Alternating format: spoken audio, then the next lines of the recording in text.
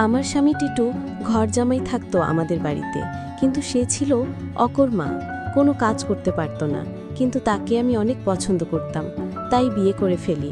আমার মেজো ভাবির সন্তান হতো না, তাই আমার মেজো ভাই সবসময় মনমরা হয়ে থাকতো আর ভাবিকে বলতো, তোকে ছেড়ে দিয়ে আরও একটা বিয়ে করব। কিন্তু হঠাৎ একদিন রাতে লক্ষ্য করলাম আমার স্বামী টিটু মেজো ভাবির ঘর থেকে বের হচ্ছে। তার কিছুদিন পর ভাবি মা হতে যাচ্ছে। আমি তা শুনে আমার মাথা ঘুরে গেল। তাহলে কি আমার স্বামী ভাবিকে? তাহলে মূল ঘটনাটা খুলে বলি। মাঝরাতে পানি খেতে উঠে নিজের স্বামীকে মেজো ভাবির ঘর থেকে বের হতে দেখে চমকে উঠল দিবারা। মেজো ভাইয়া 4 দিন হলো ঢাকায়, এখন ভাবি একা ঘরে। আমার স্বামী এত রাতে মেজো ভাবির ঘরে কি করতে গিয়েছিল সেটা জানার জন্য আমার মাথায় ঘুরপাক খাচ্ছে। এই ঘরের দিকে স্বামীকে আসতে দেখেই দরজা ভিজিয়ে গিয়ে বিছানায় উঠে ঘুমানোর অভিনয় করল দিবারা। তার স্বামী দরজা ঠেলে সন্তর্পণে হেঁটে এসে বিছানায় তার পাশে শুয়ে পড়ল। দিবারা এই বাড়ির মেয়ে, তার স্বামী ঘর জামাই। দিবারা জানে কোনো রকম অপরাধ করলে তাকে সহ তার স্বামীকে এই বাড়ি থেকে বের করে দিবে ভাইয়েরা, তাই এই ব্যাপারে আর কোনো কথা বলে না দিবারা। পরের দিন সারাদিন মুখ কালো করে রাখলেও তার স্বামী টিটুকে এই বিষয়ে কিছুই জিজ্ঞেস করে না সে। তারপরের রাতে দিবারা আর কিছুতেই ঘুমাতে পারে না। তার বিশ্বাস, তার মেজো ভাই যতদিন শহরে আছে প্রতি রাতেই বোধহয় তার স্বামী মেজো ভাবির ঘরে গেছে। কিন্তু ঘরে গিয়ে কি করলো এটা তো আমি দেখি নাই, শুধু দেখতাম মেজো ভাবির ঘরে যেত। কেন যেত? দিবারার মনে সন্দেহ সৃষ্টি হলো।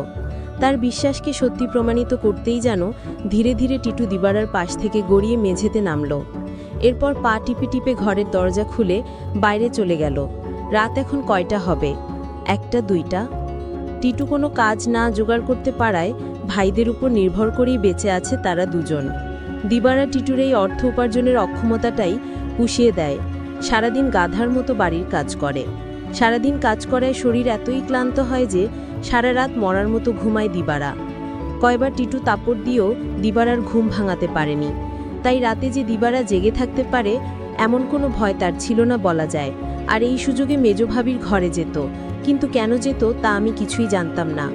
পরদিন রাতে দিবারা ঘুমায়নি, সে রাতে জেগেছিল তার স্বামী কি করে তা জানতে। তখনই দেখল দিবারার স্বামী বিছানা থেকে ধীরে ধীরে উঠে গেল, ঘর থেকে বের হয়ে মেজো ভাবির ঘরে গেল। কিছুক্ষণ পর মেজো ভাবির ঘর থেকে চিৎকার শোনা যাচ্ছে, মনে হচ্ছে মেইলি কণ্ঠ। প্রায় 1 ঘন্টা পর দিবারা দেখতে পেল মেজো ভাবির ঘর থেকে বের হতে। দিবারার মনে দিন দিন সন্দেহ বাড়তে লাগলো। তারপর দিবারা ভাবল, একদিন আমি জানলা দিয়ে দেখব তারা কি করে। দিবারার স্বামী দিন দিন দিবারার প্রতি কমে যাচ্ছে, কিন্তু আজ 2 দিন যাবৎ দিবারার স্বামী মেজো ভাবির রুমে যাচ্ছে না। সেটা লক্ষ্য করল দিবারা। দিবারা তার স্বামীকে জিজ্ঞেস করল, কই, আজকাল তো তোমায় আর দেখি না ভাবির রুমে যেতে। তার স্বামী টিটু তাকে একটা তাপ্পড় মেরে বলল, তোমার বাবার বাড়ি থাকি বলে তুমি কি আমায় যা বলবে তাই মনে করবে? সবকিছুর ভিতর শুধু কি তোমার অধিকার আছে, আমার নেই? এর মধ্যেই হঠাৎ খবর আসলো মেজো ভাবি মা হতে চলেছে। দিবারা সেটা শুনে থমকে গেল, কারণ মেজো ভাবির স্বামী মানে আমার মেজো ভাইয়ার তো সমস্যা ছিল। তাহলে কিভাবে সে মা হতে চলল? আমার মাথায় কোনো কাজ করছে না। আমার মনে সন্দেহ হতে লাগলো। দিবারা তার স্বামীকে বলল, আপনি এখন আর দেখি দিবারার রুমে যান না কেন? কখন কি করব সেটা আমার ব্যাপার। যাই হোক, আমি এবার অপেক্ষায় আছি কখন আবার আমার স্বামী তার রুমে যায় সেই প্রতীক্ষায়। এর কিছুদিন পর তার স্বামী টিটু ভাবির রুমে গেল। তারপর আমি জানলা দিয়ে যা দেখলাম তা দেখে আমার চোখ ছানা বড়া হয়ে গেল। দিবারা এই দৃশ্য দেখে সে বিছানায় শুয়ে কান্না করতে লাগলো।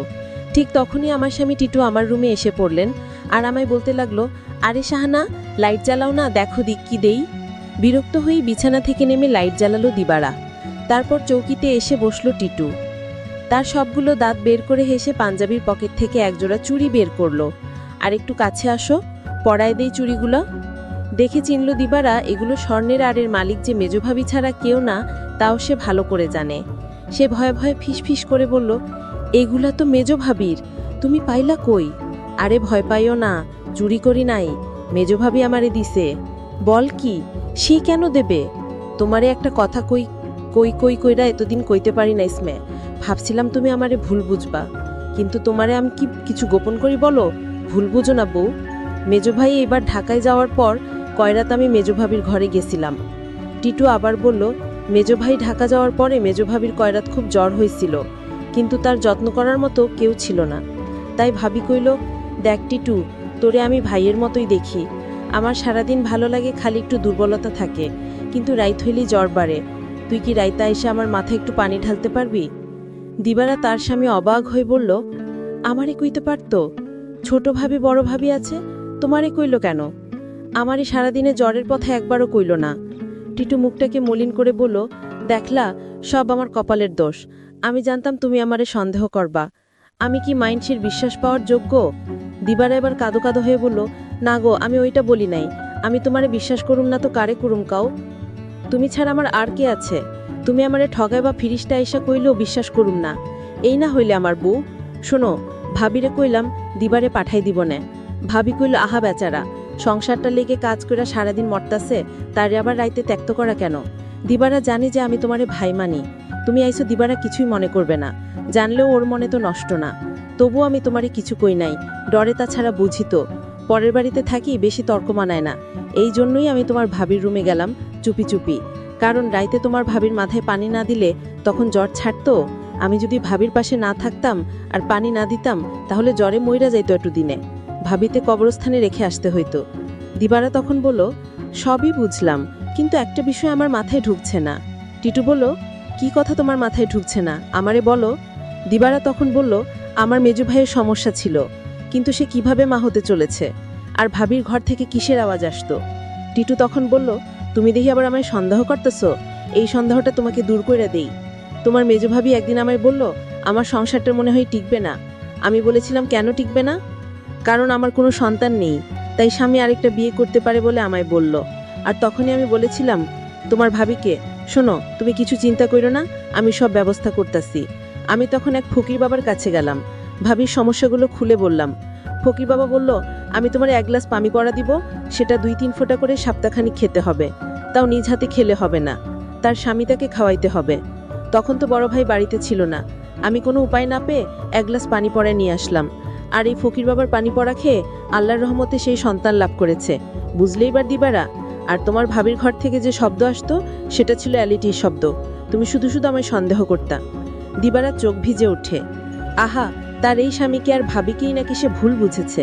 কি বাজে চিন্তাই না করেছে সে রাতে তার স্বামীকে ভাবির ঘর থেকে বের হতে দেখে।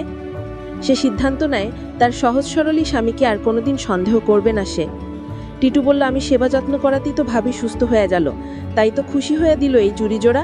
কোয়েল দিবারে দিও, তবে দিনের বেলা এটা কইরো না সাহানা, বুঝি তো পরের ঘরে থাকি, 5 লোকে 5 কথা কইব। দিবারা তখন কেঁদে কেঁদে বলল, আমি তোমাকে অনেক কষ্ট দিয়েছি, তোমাকে অযথা সন্দেহ করেছি, আসলে তুমি নিষ্পাপ। দিবারা বলল, তুমি মেজভাবির ঘরে গিয়ে মেজভাবিকে মায়ের মতো যত্ন করে সুস্থ করে তুলেছ, এরকম স্বামী এখনকার যুগে পাওয়া বড় কঠিন। দিবারা বলল, আমায় ক্ষমা করে দিও, তুমি ক্ষমা না করলে আল্লাহ আমায় ক্ষমা করবে না। টিটু তখন হেসে বলল, আমি তোমাকে ক্ষমা করে দিয়েছি। বন্ধুরা, আজকের গল্পটি কেমন লাগলো তো অবশ্যই কমেন্ট করে জানাবেন। আর এরকম নতুন নতুন ভিডিও পেতে আমার চ্যানেলটিকে সাবস্ক্রাইব করে পাশে থাকবেন। ধন্যবাদ।